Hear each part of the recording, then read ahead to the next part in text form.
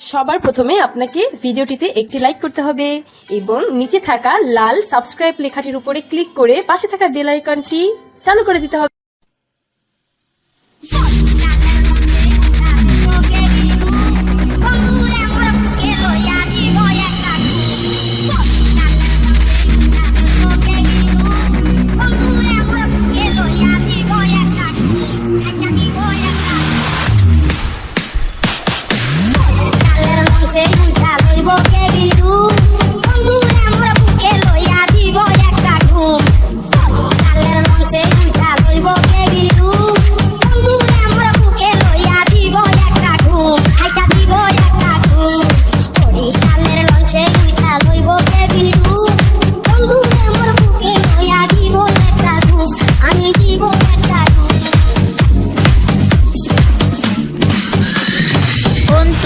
Shakib Raj.